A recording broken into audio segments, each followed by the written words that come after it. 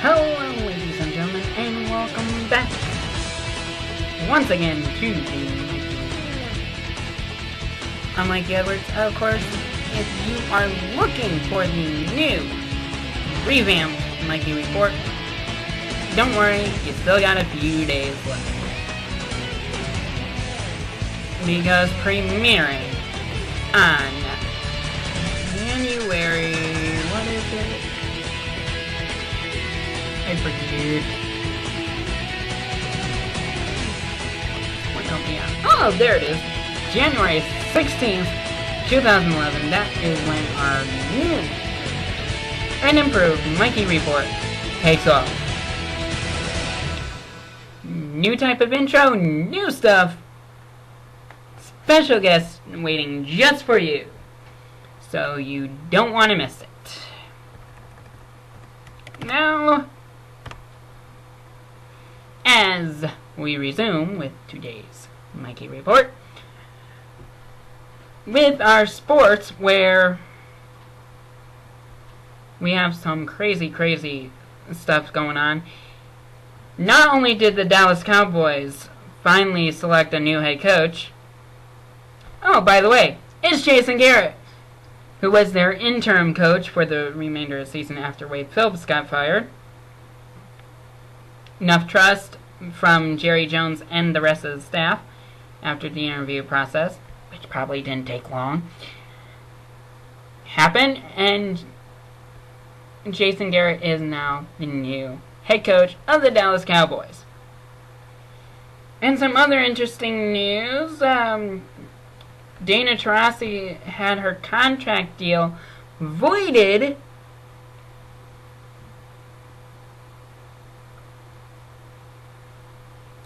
after her,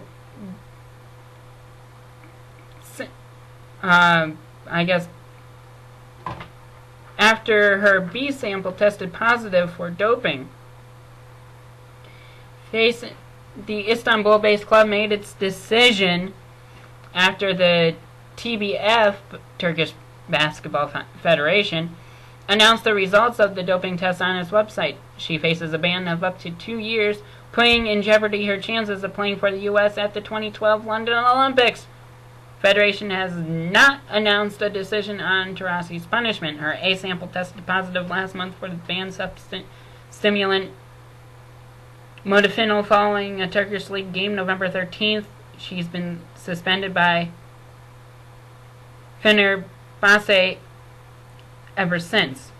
The IOC bars any athlete given a doping penalty of 6 months or more from competing in the next games. Taurasi helped the Americans win gold medals at the past Olympics and was the leading scorer when the States won the World Championship last year.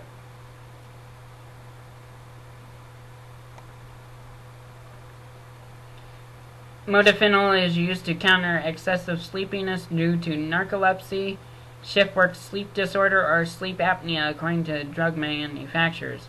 Gino Auriemma, the coach for the 2012 Olympics, said the former UConn star told him that she did not take modafinil. He also said he didn't know if Taurasi had any problems with sleeplessness.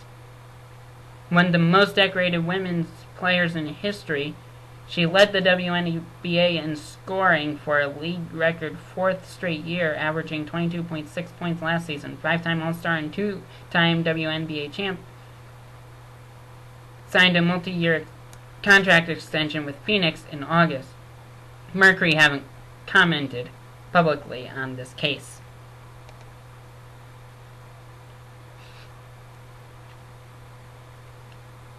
She's one of many American stars who plays overseas in the winter because salaries there are significantly higher than in WNBA. She played in Russia for 4 years for Spartak before joining the Turkish league this season. She was leading the league in scoring with 24.6 points a game.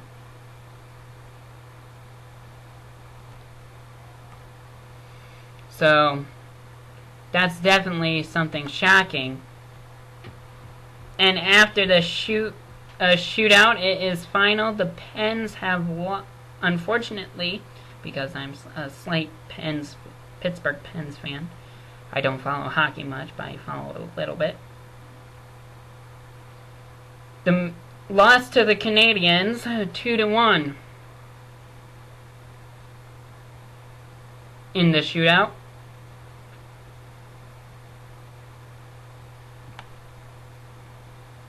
And the Flyers have won. That means there is a virtual tie atop of the NHL standings in the Atlantic Conference.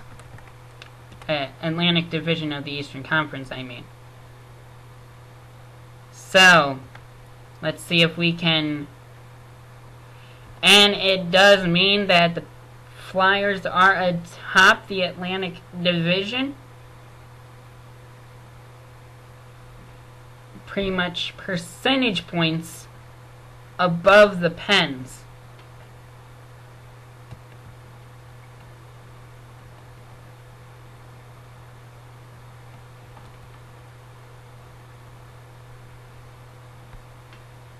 I don't know if this shootout loss counts against them or what, but or if the Pens even get a point for this.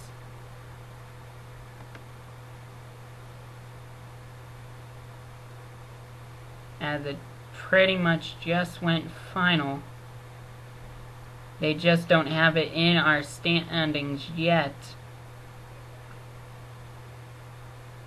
I don't know if I can find anything here. I'm gonna try to see.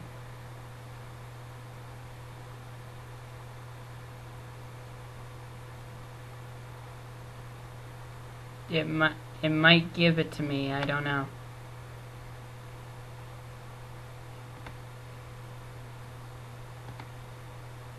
Just give me a second. According to what I got right now, it is I'm still seeing 55, but I could be wrong here. Right now, regular season stats haven't changed on NHL. We will check. I believe they are officially in second place. Okay, they're still atop because they did get 1 point for that shootout loss. So it is 56 points for the Pens, 55 for the Flyers. So Pittsburgh is still atop the Atlantic Division and atop the Eastern Conference at this point, followed by Tampa Bay, Boston, Philly, Washington, Atlanta, the Rangers, and Montreal. In the West, it's Vancouver, Detroit, Dallas, San Jose, Colorado, St. Louis, Nashville, and Anaheim. And there's still a couple games to go tonight with this NHL session. Right now, a bowl game is going on. Pretty much not really anything worth it, even though it is a highly contested one. Mid-Tennessee University battling Miami of Ohio, tied at 21 with 12:32 left to go in the third quarter. TCU beat Wisconsin in the Rose Bowl. Stanford beat Virginia Tech 40-12 in their bowl game. Quarterback Andrew Luck is staying at Stanford. That means, well, it's a draft-changing decision. People thought Andrew Luck was joining the draft, and he's like, oh no, I'm staying out. I'm staying in college, finishing off. Good for him. Terrell Pryor is going to be finishing off his college stint after his suspension, obviously, for the accepting improper funds or improper benefits, I should say. Alright, in college hoops scores, We have some from the NCCAA, especially the East region. Both Valley Forge teams and LBC teams played tonight. PBU had the off day, and actually both BBC teams played too. BBC ended up facing VFCC tonight. Chanel McKeither ended up with a great game, but not enough as BBC went on a late run. The Valley Forge women lost 62-55. And the Patriots ended up getting off to a quick start with an alley-oop dunk to Latrell Alford. I wish I had video. That would have been amazing! But I don't. But Patriots had some struggles with ball handling, and of course their usual, I believe. And because they can get a little antsy, they ended up winning 66-56, continuing their winning streak. Their next game is against Baptist Bible College of Missouri, and they are definitely, and I do not think that there's going to be any let up for the most part. Let me see if I can find that schedule. The men's team of BBC is in Missouri is 6-10 on the season right now. So we're just gonna see what is gonna transpire there. Then they go to the AG tourney where they face Central Bible, North Central, and Trinity. CBC's 8-9, North Central a little subpar, 4-7, and Trinity actually running at a 7-3 record. That's not too shabby. The women have a slightly easier route. BBC of Missouri 1-13 on the season. North Central 2-8. Trinity is going to be their tough one at 6-5. LBC ended up playing tonight against Eastern and for the girls, and against Franklin and Marshall for the guys. Both LBC teams ended up losing, one not so bad as the other. Franklin and Marshall just clobbered LBC. They were up 59-25 at the half and rolled to a 109-51 win, bringing Franklin and Marshall to 9-2 on their season, as LBC ends up on a 4-game losing streak now, facing BBC, who just lost Saturday. They're going to be BBC's 4-5 now. LBC's 4-9. And the LBC women faced Eastern. They ended up losing 85-51. Eastern jumps to 7-4, while LBC goes the opposite way, 4-7, and they'll be facing BBC on Saturday afternoon, who are up to 6-4 on the season. Then they face PBU, who is 1-8, and then go to Elizabethtown at 6-3, and then College of Notre Dame of Maryland at 2-7, and College of Notre Dame lost to the LBC women earlier this season. So it's definitely a big... Oh, and LBC faced Gallaudet before coming to Phoenixville, and Gallaudet's at 7-3. They faced them, I believe, on the 12th or 13th. I can't be. I'm a little rough on that detail. So that's before LBC comes to the pit on the 20th. That is going to be something to watch. LBC versus Valley Forge.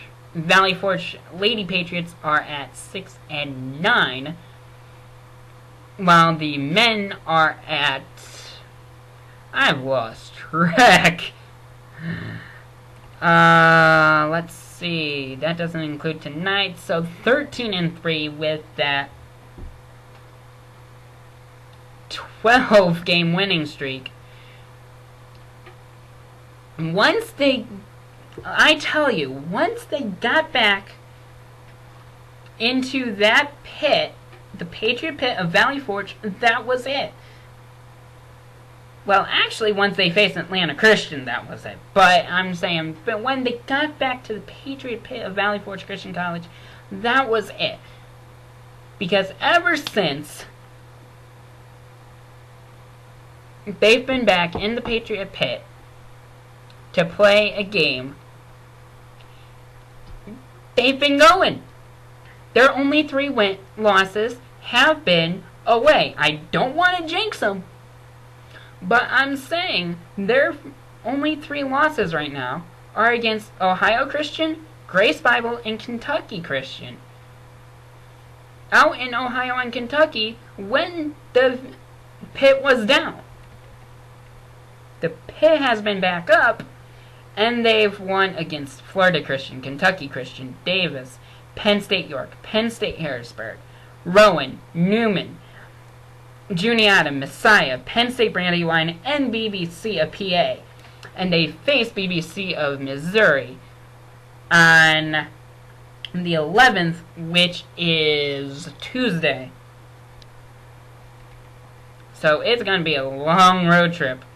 They have games pretty much all week this week. Tuesday, Thursday, Friday, and Saturday. Out in Missouri. Springfield, Missouri.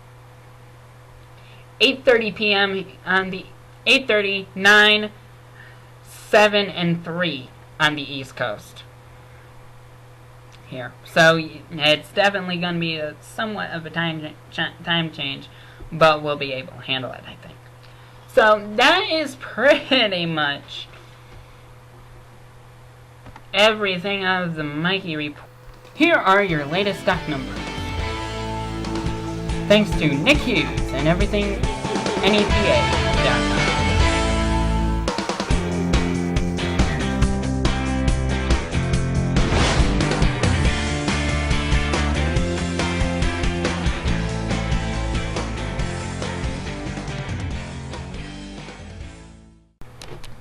Tomorrow night, you're gonna have a special treat.